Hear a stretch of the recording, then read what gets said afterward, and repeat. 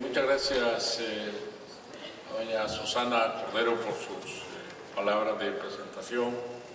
Amigos todos de la mesa, amigos y amigos participantes en este 8º Congreso Internacional de la Lengua.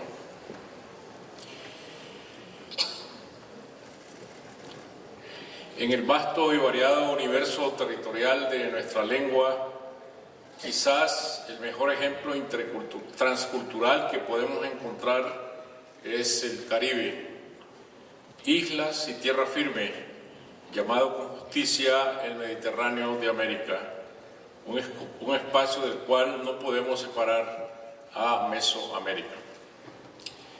Y porque es una cultura híbrida, cabe todo y nunca sobra nada, como el suculento Bucán que Alejo Carpentier recuerda en el siglo de las luces, cerdos salvajes cocinados sobre brasas con los vientres abiertos rellenados de codornices, palomas torcaces, gallinetas y demás volatería, consustanciándose el sabor de la carne oscura y escueta con el de la carne clara y lardosa en un Bucán que fue Bucán de Bucanes. Una palabra entre miles que los arahuacos insertaron en el español de los conquistadores, de donde resultó bucanero, y que ya no nos preguntamos de dónde viene. De ese territorio de portentos verbales que no cesan de asombrar, un universo de lenguas habladas por caribes, taínos, guajiros, arahuacos, o mayas, toltecas, olmecas, pipiles, náhuatls. Mesoamérica recibió un español teñido de taíno y demás lenguas caribeñas, una primera fusión lingüística antes del encuentro con el náhuatl y el maya. Fernández de Oviedo, en su Historia General y Natural de las Indias, llama areitos, palabra del taíno, a las fiestas ceremoniales de los aborígenes mesoamericanos. Una gran cocina de lenguas, y esa mezcla bullente es europea, americana y africana. Ni el Caribe ni tampoco América se explicarían sin esa presencia abigarrada y tumultuosa de los esclavos negros y luego de los zambos y mulatos, que no pocas veces se oculta o se disfraza. Y tras los conquistadores que imaginaban ciudades en la selva hechas de ladrillo de oro macizo, llegarían después los campesinos de Galicia y de Asturias y las Canarias que vinieron a hacer la América, las juderías sefarditas asentadas en Curazao, los sirios, libaneses y palestinos del Imperio Otomano que hollaron todos los caminos como buhoneros, y los chinos de Cantón que llegaron de contrabando escondidos en barriles de tocino salado, los hindúes de Bombay y sus tiendas perfumadas de sándalo, los holandeses luteranos, los corsarios franceses. Un arco prodigioso que se abre desde la Florida al Golfo de México y a la cornisa de Colombia y el delta del Orinoco, un fulgor encandilado que ilumina el racimo de las Antillas y alumbra desde Veracruz hasta la península de Yucatán, y de allí va a arder sobre todo el istmo centroamericano. He elegido el Caribe porque se busca siempre el camino que los propios pies han trillado. Pero toda América, tan lejana y cercana a la vez en sus distintos territorios, fue formando su lengua por capas superpuestas. No existe un estilo puro porque no existen lenguas puras, dice Vargas Llosa al hablar del Inca Garcilaso. Lo que existe cuando hablamos del español es una lengua contaminada. Transgresión incesante, confusión de voces, de palabras, de sonidos. La rara quintesencia que don Juan Valera habría de encontrar en la poesía de Rubén Darío. El equipaje del viaje de ida ya no volvió a ser nunca el del viaje de regreso, aliñado por el modernismo. Los baúles no cabían de trapos coloridos para una nueva puesta en escena, y todo aquello parecía tan exótico a las miradas desconfiadas del otro lado de la Mancha. Las expediciones de conquista y colonización sufrían periodos de desánimo y estancamiento o de desidia y olvido. Pero, mientras tanto, las fusiones y traspasos culturales no cesaron donde había ya asentamientos coloniales que al mismo tiempo servían de trampolín a nuevas aventuras de conquista, las Antillas Mayores, la Española y Cuba, Panamá y luego México y Perú. Si vemos a la historia con ojos apresurados, estos acontecimientos nos parecerán en la distancia casi simultáneos, o al menos próximos entre ellos, pero la verdad es que debemos medirlos en largas décadas. Entre la llegada de Colón en 1492 a la Española y la entrada de Cortés en Tenochtitlan en 1519, mediaron casi 3 décadas. Y Pizarro da inicio a la conquista de Tahuantinsuyo hasta en 1533, 4 décadas después de aquel primer viaje. Es más, cuando todos estos acontecimientos se dan, Colón ya está muerto.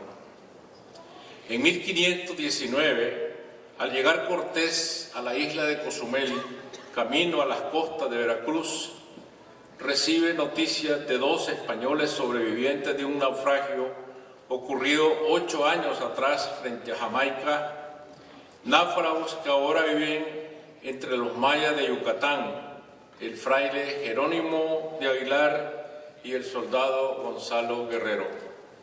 Así lo cuenta en La verdadera relación de la conquista Bernal Díaz del Castillo. Mandó el general llamar a los caciques y por lengua del indio Melchor, que ya sabía algún poco de la castellana y la de Cozumel es la misma que la de Yucatán, se le preguntó si tenían noticia de ellos. Todos, en una conformidad, respondieron que habían conocido unos españoles en esta tierra y daban seña de ellos diciendo que unos caciques los tenían por esclavos. Una vez rescatado, el fraile se fue con Cortés para servirle de traductor y el soldado rechazó el viaje y se quedó entre los mayas, amancebado ya y con 3 hijos. Melchor, el indígena, igual que Aguilar, el español, ejercen como traductores. Desde la llegada de Colón, el siglo anterior, había venido tomando cuerpo este oficio de doble entendimiento. La persona que traducía o interpretaba yendo y viniendo de un idioma a otro recibía el nombre del instrumento del habla, lengua, y también se le llamaba lenguaraz, que ahora aplicamos al deslenguado. Uno de esos lenguaraces es Malinali Tenépal, doña Marina, la Malinche, tan difamada en la historia, la esclava náhuatl regalada como tributo de guerra a Cortés después de una gran batalla. Debía su nombre, Tenépal, precisamente a que era persona que tiene facilidad de palabra, que habla mucho y con animación. Ella conocía los diversos idiomas del sur de México y era por tanto lengua de su pueblo. Y de traductora de Cortés pasó a traidora en la historia oficial. Las lenguas indígenas mezclan sus aguas con el español y en medio de la turbulencia de la historia, sangre, violencia, imposición, vasallaje, terminan enriqueciéndolo. Nunca hubo un pacífico intercambio de culturas como aquellas inocentes ilustraciones de los libros escolares donde el capitán conquistador y el cacique indígena intercambian obsequios, sino desarraigo, anulación y sometimiento. Pero no por eso deja de existir la transferencia de valores culturales, empezando por nuestra lengua. Y los estados africanos dejaron también las palabras.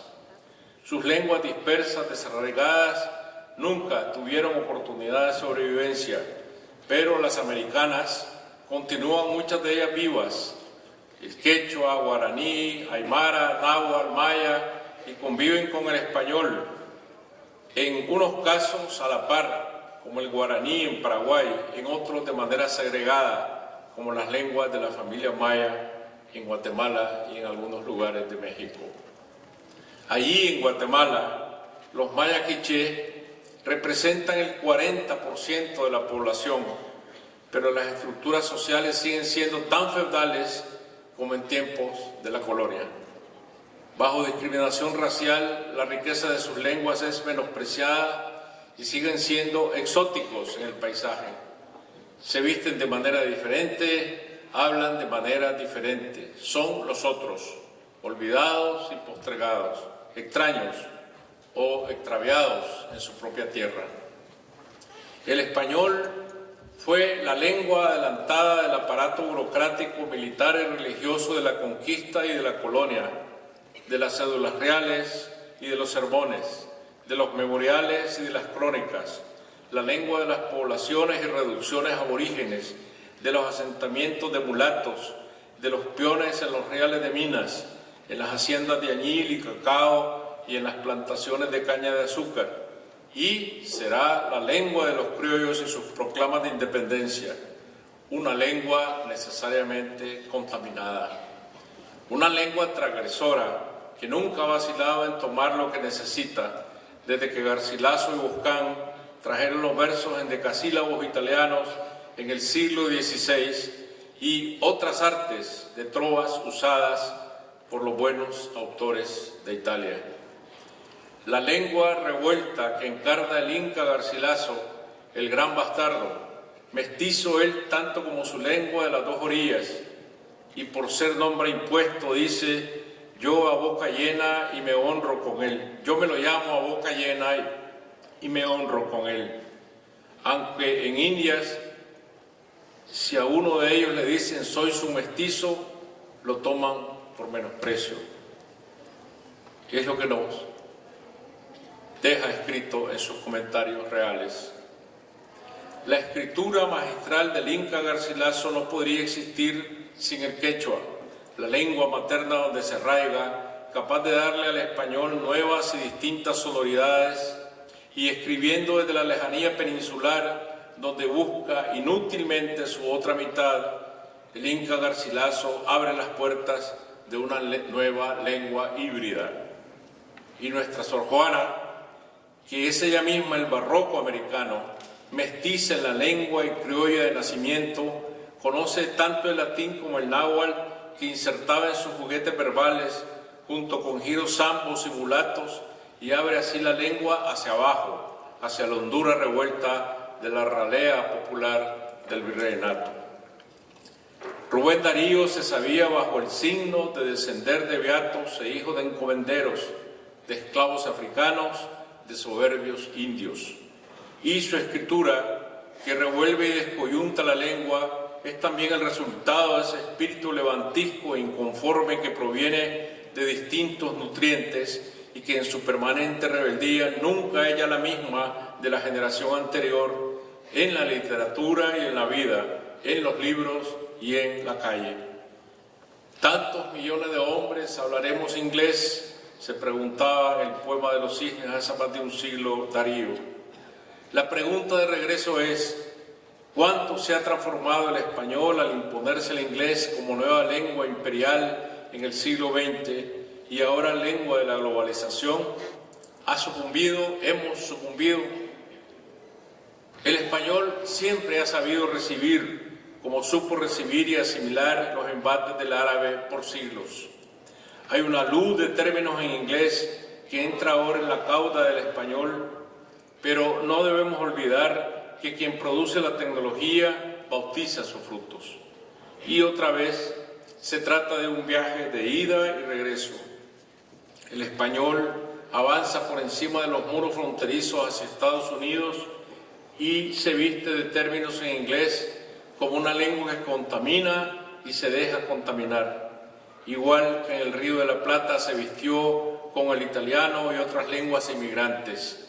Un lunfardo del norte antes y un lunfardo del sur, pero no es agonía, sino novedad. Transgredir es traspasar los límites. Traspasar es trascender. No habría Miguel Ángel Asturias sin la imaginería maya en que amamanta su prosa, ni César Vallejo ni José María Arguedas sin los hondos subterráneos del quechua, ni Augusto Roa Bastos sin las dulces sonoridades del guaraní, ni Luis Palé Matos ni Nicolás Guillén sin el ritmo ardiente de los tambores africanos, ni García Márquez sin las voces revueltas del Caribe desbocado, de los vallenatos y las cumbiambas. Una lengua que va de un lado a otro, una lengua sin descanso, que toma lo que puede de donde puede y no se asusta nunca de su naturaleza híbrida, que vive del atrevimiento porque desprecia los límites. Una lengua viral que rompe fronteras de manera agresiva, que es una y diversa y nos identifica en su asombrosa multiplicidad. Una lengua de la que nos llenamos la boca como el Inca Garcilaso. Muchas gracias.